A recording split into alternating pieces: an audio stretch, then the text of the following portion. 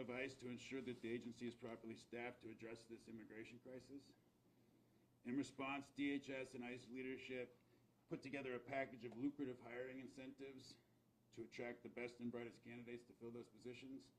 And this Career Expo is just the first of several hiring events that we'll host around the country to make sure we can get the best and brightest people to work for ICE so we can go ahead and tackle the immigration crisis. And so I'll go ahead and I'm going to open it up to Tyshawn. He can talk a little bit more about the hiring event itself. Good morning, everyone. As Tim said, my name is Tyshawn Thomas. I am the Chief Human Capital Officer for ICE. So Tim mentioned this is one of our main recruiting events. We previously had a recruiting event in Dulles back in June where we hired over 500 people on the spot. We're replicating that today while we're mainly focused on our deportation officers, so our DOs for our enforcement removal organization. We are also looking for a number of other positions. So we have Oakland with us today. We are hiring for experienced attorneys. We have members from our Homeland Security Investigations office as well that we'll be hiring as well. So just a little bit about the incentives, because I know that's been a lot of the questions over why are people coming to ICE. Part of the Big Beautiful Bill, there was incentives allowed for recruitment, so up to $50,000 for brand new employees coming into ICE, and then a retention incentive for those that were on board. That's primarily for our DOs, our deportation officers, our CIs, our criminal investigators, and for our attorneys as well. Over the course of the next few weeks, we are hiring all over the country at multiple locations, and I'm sure ERO will talk a little bit about our field locations. But we will be having another main hiring event in Provo, Utah. That's the second week of September. We will be we'll be having a few additional incentives and recruiting events across the country just so we can meet some of the numbers. As you all know, that there is ICE is one of the main tenets of the present management agenda. So we want to make sure that we are executing, making sure we get the right individuals on board as quickly as possible. So happy to take any questions or. We'll do the questions at the end. Yeah, if we could just have a. All right, I will pass it over to Matthew Ellison, AD for ERO. Thanks, Tim. Morning, everybody. My name is Matthew Ellison. I'm the Assistant Director of ICE Enforcement Removal Operations. I just want to talk to you guys a little bit about being a deportation officer. So this is a career I've been in for the last 20 years, and the amount of things I've accomplished has been unparalleled in the world of law enforcement. I've arrested ISIS terrorists. I've arrested top 10 fugitives. Somebody want to close the door? I'm sure that's not good for anybody.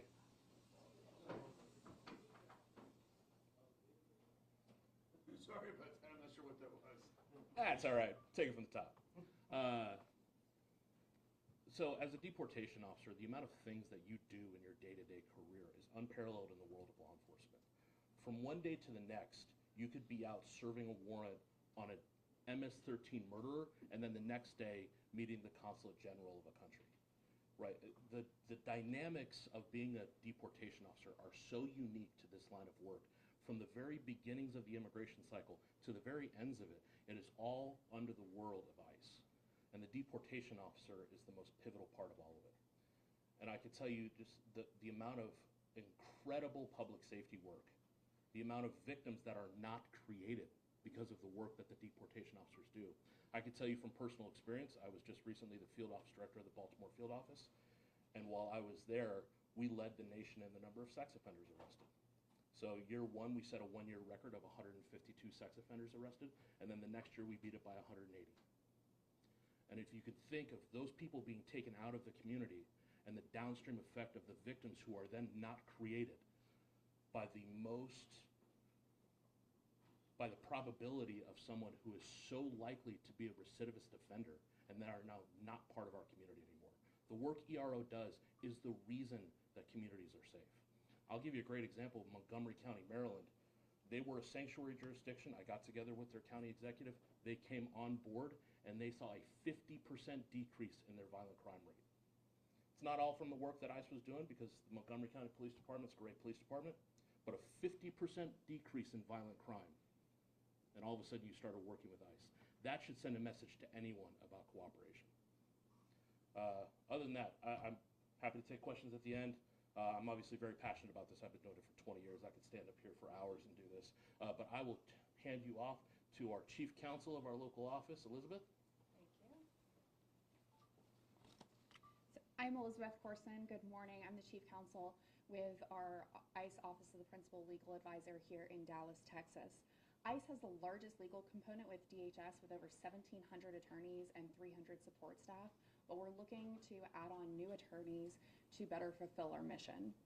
Attorneys working for ICE play a pivotal role for the agency, adhering to the highest standards of professional conduct while serving as the exclusive representative for DHS in immigration removal proceedings before the Department of Justice. We assist with removing dangerous criminal aliens, terrorists, human rights abusers, and other immigration offenders from the country. We also provide a full range of legal services to our other ICE programs and offices, including Homeland Security investigations and enforcement and removal operations. We provide timely and accurate legal advice to these components on issues of customs, criminal law, and immigration enforcement law, as well as a range of administrative law issues such as contract, fiscal, and employment law. Working for ICE as an attorney, you'll be paid a competitive salary, receive lucrative hiring incentives, gain valuable experience, and have the opportunity to network with other high-profile positions such as the U.S. Attorney's Office, where we also have our attorneys detailed.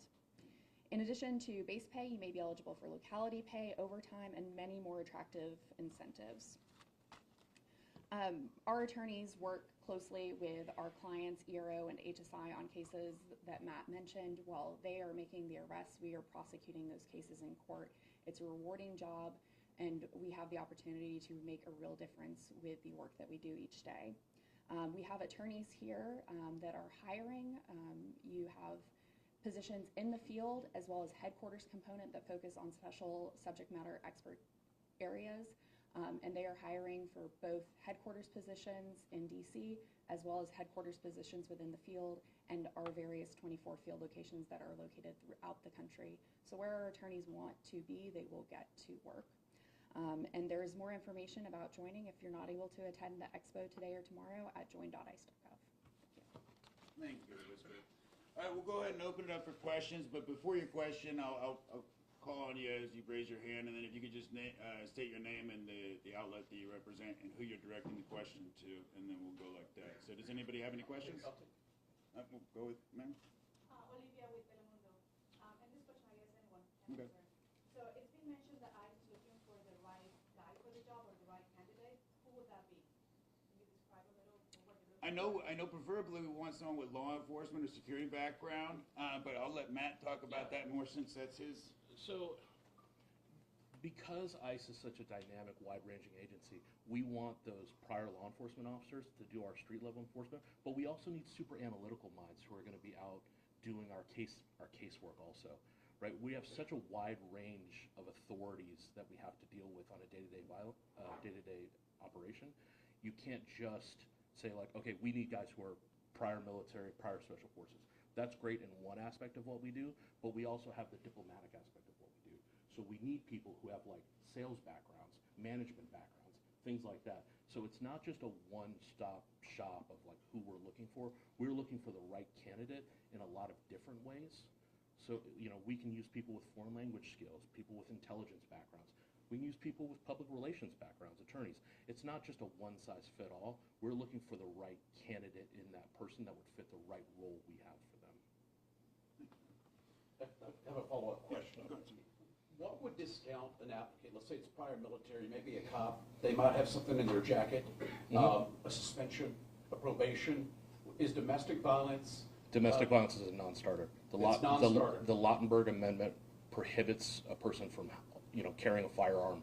So domestic violence would be a non-starter. I will tell you, the Office of Professional Responsibility, who handles all of our background information and issues security clearances on behalf of the agency, they have the utmost requirements. Those are things that, you know, we will never like skimp on or reduce. You have to meet a standard to get a top secret clearance or a secret clearance, and those things are not negotiable. Minor drug charges?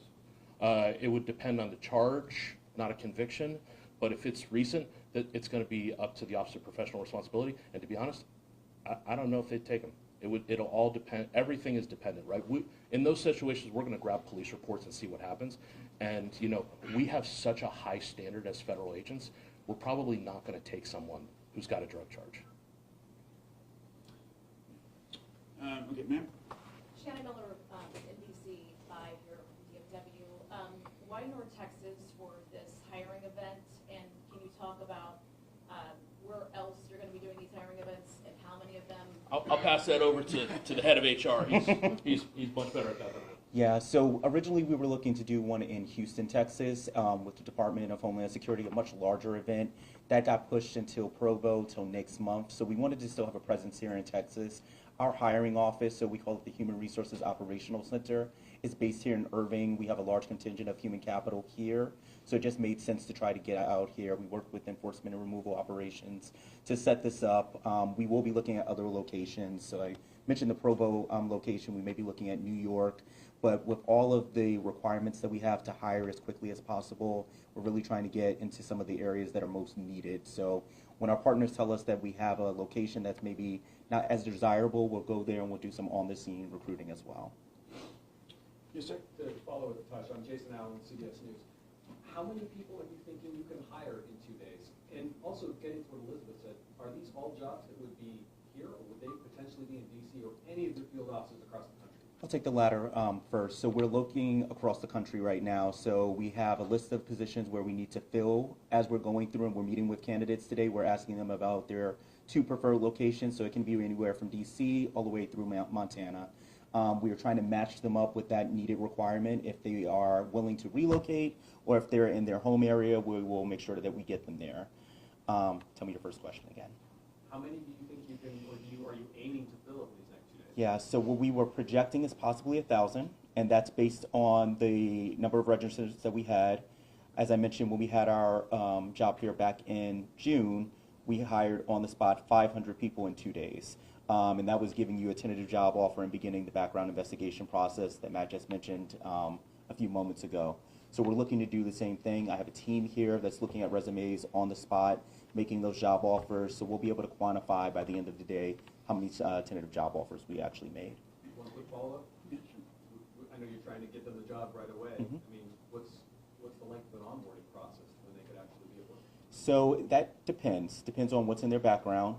Right now we have lessened the amount of days to onboard somebody. So from the time that you get your tentative job offer letter, there are 3 pre-employment requirements. You need to do a drug test, you have to start your background investigation, and there's a medical form for you to fill out. And I'm talking specifically about the deportation officer position. So as soon as we get that information, as soon as we can validate it, we then begin the firm job offer process. So we're setting your date and your location. Now just kind of going back to school and the end of the the end of the summer, people are trying to push out maybe a week or 2 later, but we're trying to do it within 14 days to try to get someone an EOD and a firm job offer. Just to add on what he said too, is we're not rushing and just hiring anybody. We want to make sure they're the right candidates. Correct. And that they're going to do the job. Right. It's standards that we have. How many open positions are there right now tonight? So for the deportation officer, we're filling 10,000 positions, and that's directly for the deportation officers in ERO. For our criminal investigators, we're looking to hire about 1,000, give or take, and for our attorneys, it's roughly around 1,800. And those are just our main positions. Of course, we are filling for mission support specialists, all the positions Matt mentioned a few moments ago. That's kind of for the care and feeding for each organization. Yes, sir. Hey, I'd like to ask Matt a question, and I'm Rich from Reuters. Hi, Rich. What's the current hiring climate? Is it easy to find people who want to be ICE agents, or is it hard? Obviously, Yeah, no, I get it, because we had all of like 12 protesters outside. I will say, if you look nationwide, I think in the USA Jobs, I think we had 100 and some thousand people apply online. Over 100,000 people applied online for 10,000 jobs. And I mean, that doesn't include the people who are here and other local. It's not difficult to get people to come here, especially with some of the great hiring incentives that Sean's been able to put out. I will say, between that 100,000, we got to make sure, like we talked about earlier, that we're getting the right people out of that 100,000. So it's not difficult to get people, even previously, and Tyshawn would be a great person to say this. We put an announcement on USA Jobs, and we were only hiring 500 people, and they'd get 5,000-6,000 applicants in the first 2-3 hours, and they'd have to close the announcement down because there's just too many people to go through. So it's not difficult. This is a highly desired career, especially amongst those who are currently in law enforcement. But a lot of people want to do this job. Yeah, Matt, follow-up question. During the first Trump administration, there was this type of hiring process to bring agents on board to secure the border. There was an independent study that was done to show that the fast hiring of agents can be problematic. A lot of agents were brought in with some problems that were not identified in their background. They went in, came in, got the badge, got in trouble.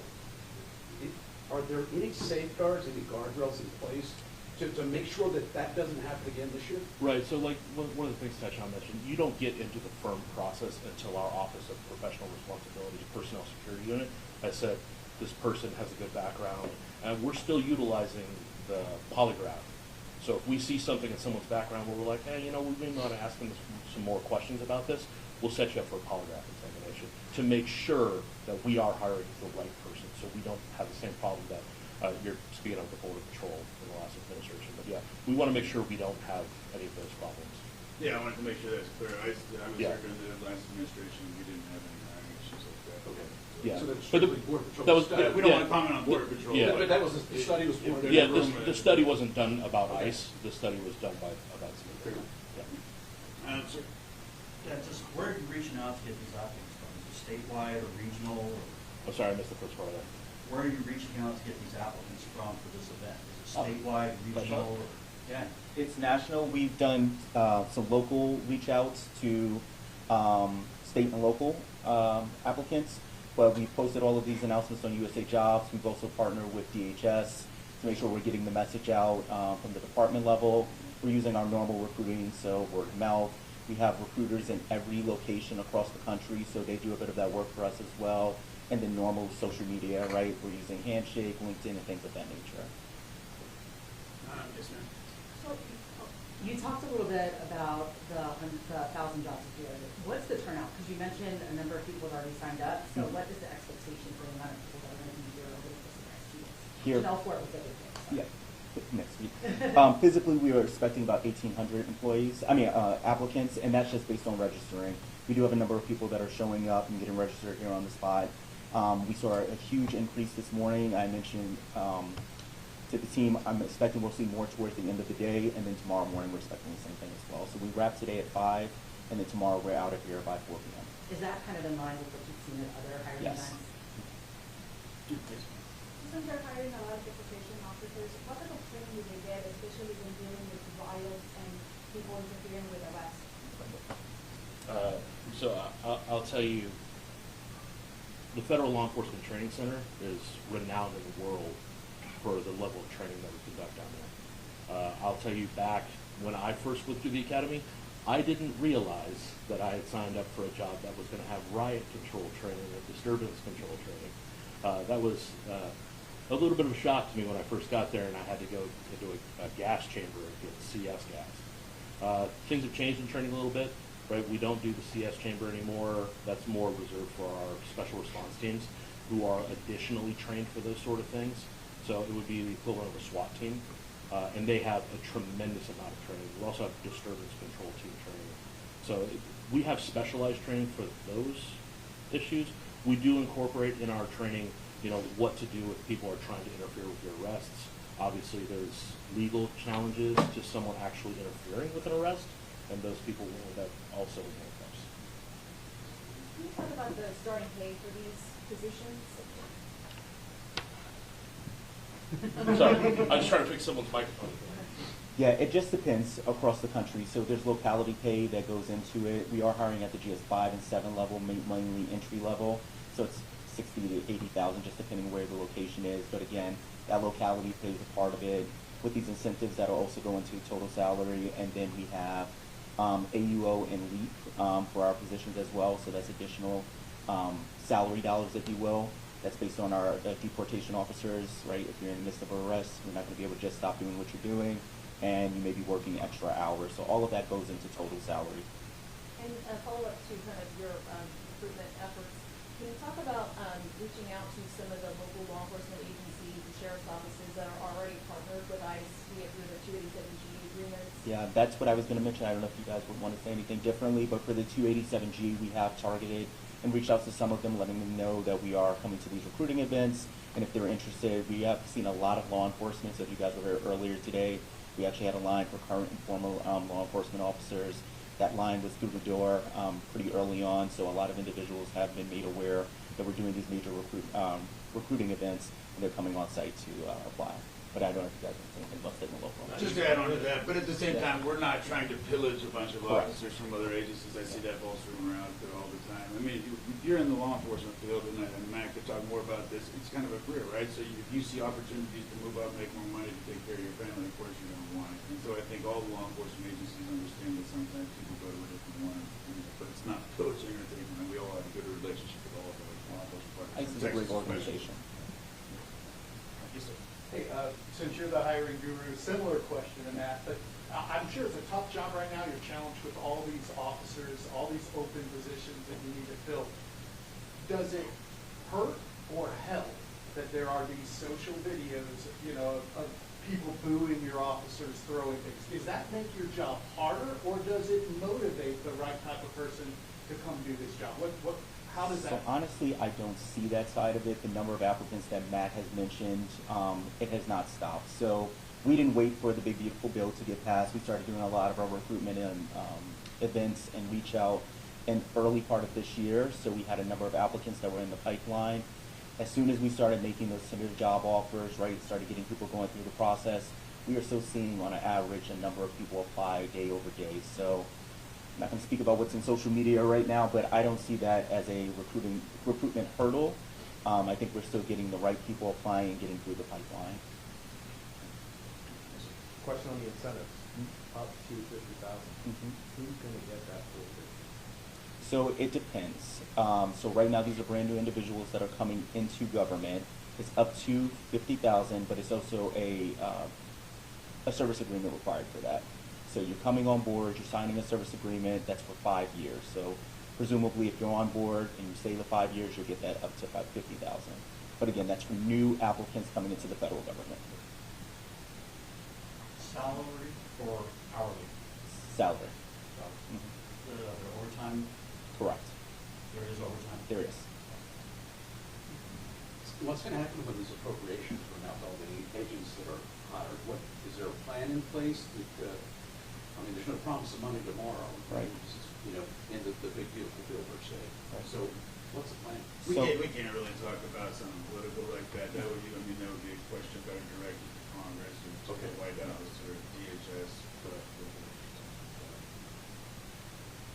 Some of these candidates that are coming from local law enforcement, can you talk about just the change in the day-to-day aspects of the job? We see a lot of these deportation officers with their faces covered. We know we are respecting their privacy today. Can you talk about just the change from local law enforcement to a position like this, and how that kind of changes in the law enforcement perspective?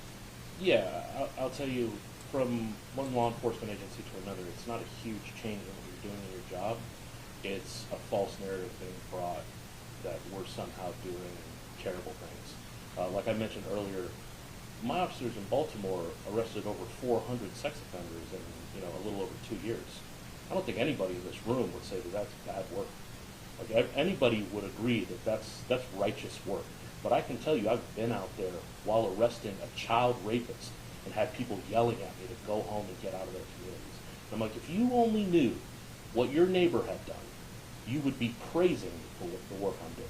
And that's the hard part, right? And that's why, some of my officers are covering their faces, because people will dig in deep. And we just had this in Irvine, California, where someone found an officer's information and started targeting their children at school. That's wildly dangerous at the least to say, but repugnant by all accounts. And with no regard to the work the officer was actually doing that day. Just, he wore a shirt that said ICE, so they just, like the people outside here today. If I sat down with any one of them and talked to them about the work that I've done over my career, I arrested an ISIS terrorist 2 years ago that was let in by the prior administration. Who knows what he would have done? He was in Baltimore, right within the nation's capital. It could have been the cause of a catastrophe. Had it not been for ERO and the deportation officers there, who knows what would have happened. But that's not a story you're going to hear because nobody talks about the, well, this didn't happen because. For everybody else, it's just, oh, ICE arrested another person. You know what I mean? And that's what's difficult about it, and that's what's different between law enforcement agencies as opposed to ERO.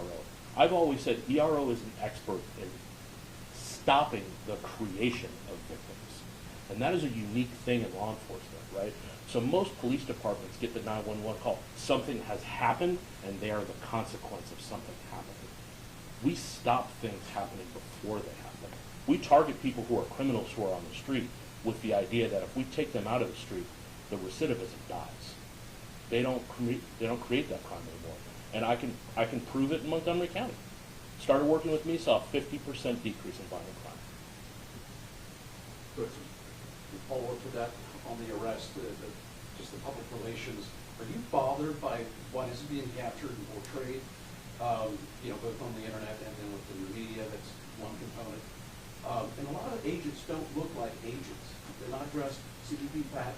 So I think we're starting to get a little bit away Okay. from the hiring Okay. event there. Yeah, That's fine. we could just focus on that for today. Did anybody else have any other questions? Just real quick, can you say out ERO, what does that stand for again? Enforcement and removal operations.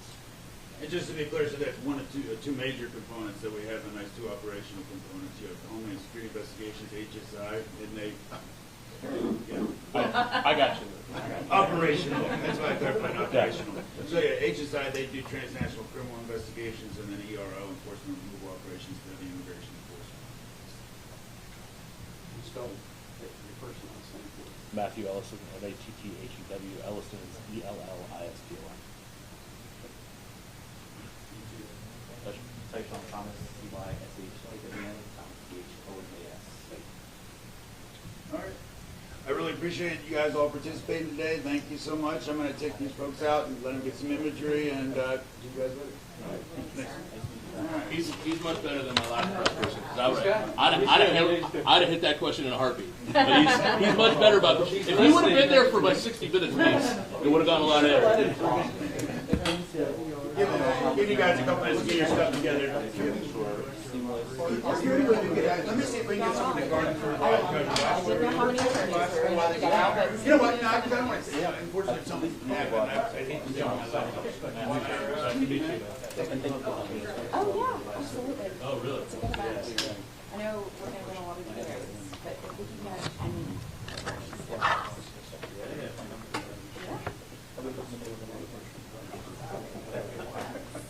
I fall asleep. Yeah,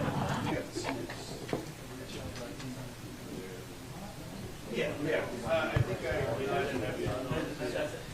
Honestly, I'm like,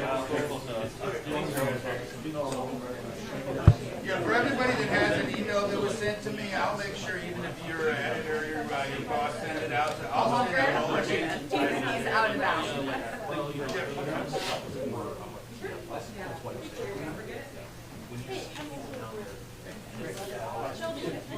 Yeah, sorry, I didn't like that video that we have to show the video. No, you're good. Oh, you're good. No, I think we're good. Yeah, I noticed, I want you to get your shot. Let it sink. Yeah, no, for sure. Are you Are you also, or? Okay.